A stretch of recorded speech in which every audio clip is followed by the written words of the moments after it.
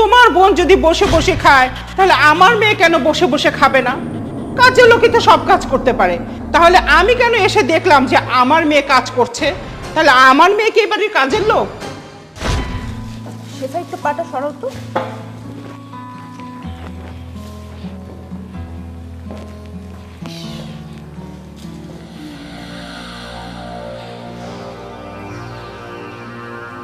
কিরে তানহা?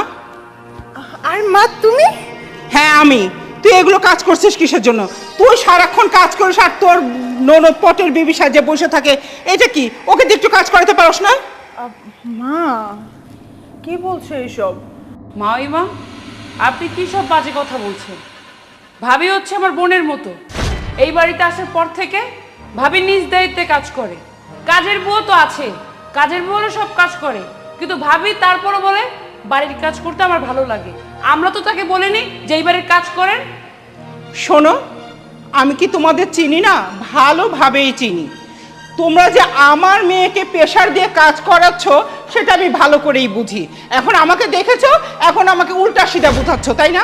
মা তুমি না জেনে না বুঝে শুধু শুধু ঝামেলা করছো। এরকম কিছু না বাবা। তুই চুপ থাক। শোনো, আমার মেয়েকে আমি এই বাড়িতে কাজের মহিলা হিসেবে পাঠাইনি, এবারে বউ হিসেবে পাঠাইছি। মা তুই আমার সাথে।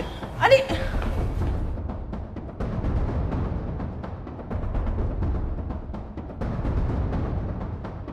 আয়।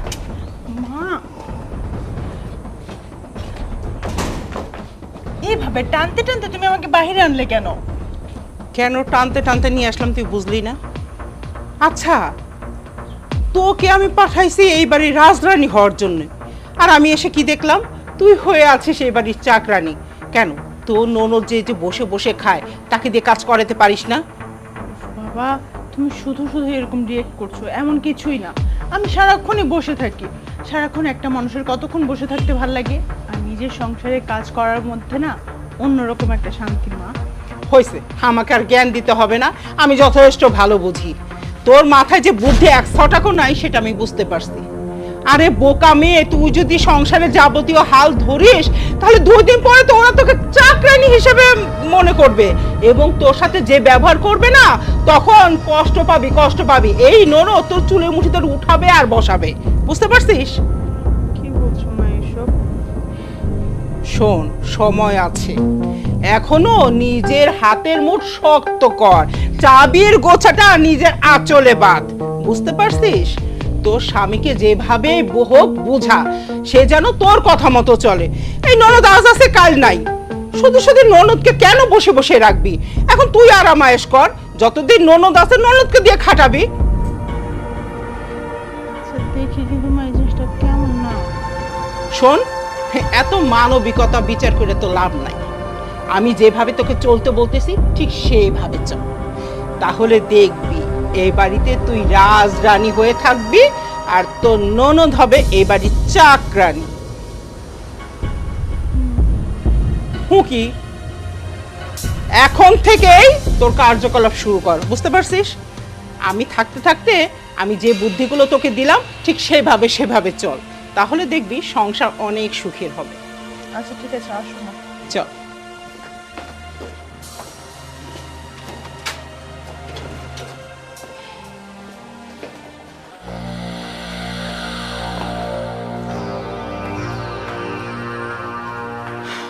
শেফা তুমি এক কাজ করো, সারাদিন তো বসেই থাকো, আমার মা আসছে, মায়ের জন্য একটু নাস্তার ব্যবস্থা করে যাও।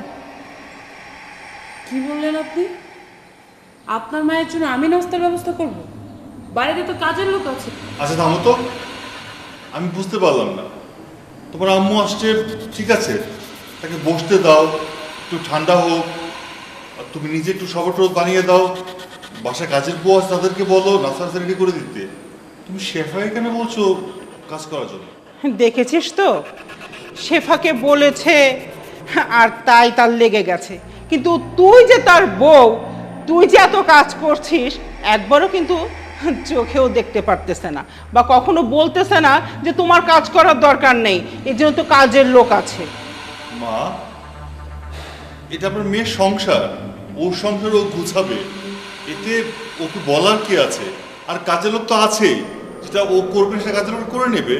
দেখো বাবা, আমার মেয়েকে এই বাড়িতে বিয়ে দিয়েছি কাজ করার জন্য না। তোমার বোন যদি বসে বসে খায়, তাহলে আমার মেয়ে কেন বসে বসে খাবে না? কাজের লোকই তো সব কাজ করতে পারে। তাহলে আমি কেন এসে দেখলাম যে আমার মেয়ে কাজ করছে? তাহলে আমার মেয়ে কি এই বাড়ির কাজের লোক? মা, আপনি ভুল বুঝতেছেন। আমি বুঝতে পারতেছি না যে আপনি কি এবারে বেড়াতে আসছেন না ঝগড়া করার জন্য আসছেন। একটা কথা কি জানেন, আপনার মেয়ে বিয়ে হয়েছে বাড়িতে বউ হয়ে আসছে। এই সংসারটা তার, এই ফ্যামিলিটা তার, এই ফ্যামিলি গুছিয়ে রাখার দায়িত্ব তার।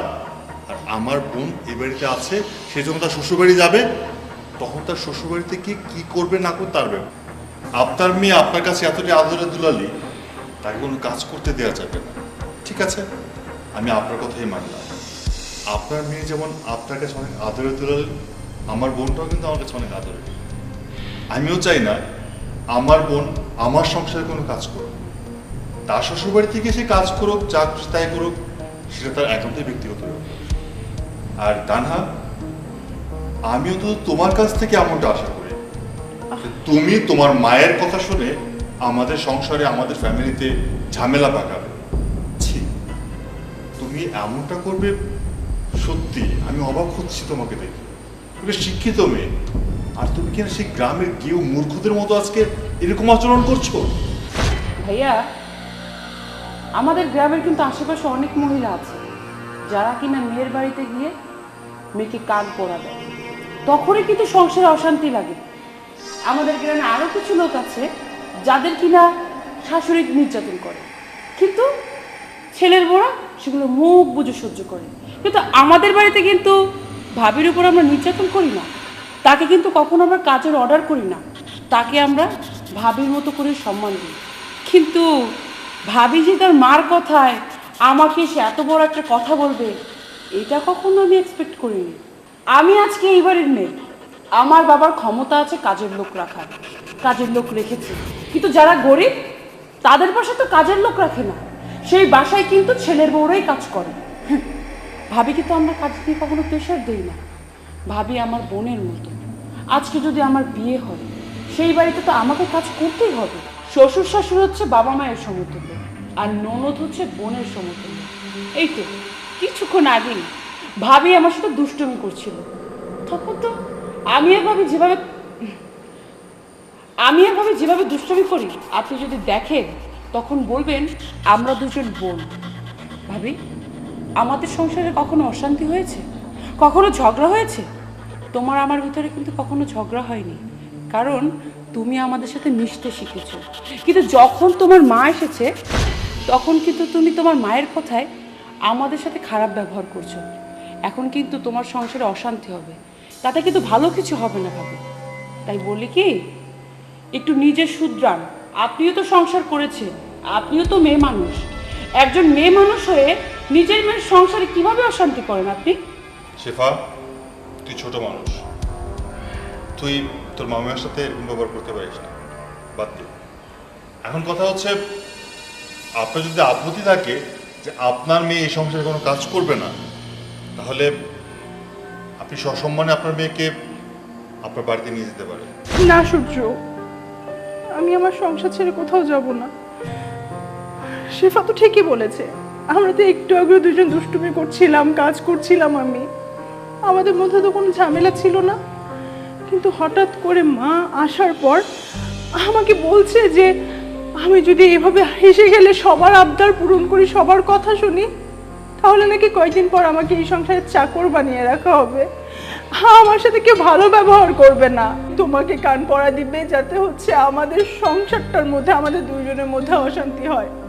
জানো সূর্য, আমি তোমাকে হারাতে চাইনি। আমি ভেবেছি মারা তো সবসময় সত্যি কথাই বলে, মারা যেটা বলে সেটা আমাদের ভালোর জন্য বলে।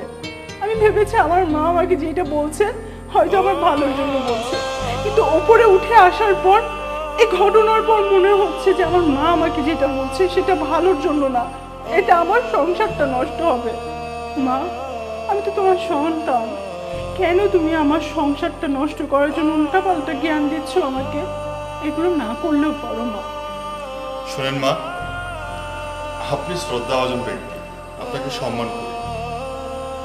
আমাদের পাশের বাড়ি রিপন ভাই বলতো আমাদের, মা যদি ভালো হয় ভালো হয় জি, আর গায়ে যদি ভালো হয় ভালো পাওয়া যায় ঘি। আমি চাই না আপনি আর কখনো আপনার মেয়ের ফ্যামিলিতে এসে কোনো বিষয় না করলাম। সূর্য, আমি চাই না আমার মাকে কোনো অপমান করা হোক। তোমাকে অপমান করলে যেমন আমার কষ্ট হবে, আমার মাকে অপমান করলেও আমার কষ্ট হবে। আর মা, তুমি না এরকম জ্ঞান দেওয়ার জন্য আর কখনো আমার বাড়িতে এসো না। আজকে এসেছো, দুপুরে আমরা সবাই একসাথে খাওয়া দাওয়া করবো, তারপরে তুমি চলে যেও।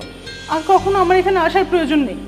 আমাদের যদি তোমাকে দেখতে ইচ্ছে হয়, আমি, আমার হাজবেন্ড, আমার বোন, আমরা সবাই যাব তোমার কাছে তোমাকে দেখতে। হয়েছে তানহা, আমাকে আর বোঝাতে হবে না। আমাকে কখনো দেখতে যেতেও হবে না, আর এই বাড়িতে আমি আর কখনো আসবো না। আমি চলে গেলাম। আচ্ছা তোমরা বসো, অনেক গরম পড়েছে, আমি শরবত করে নিয়ে আসি।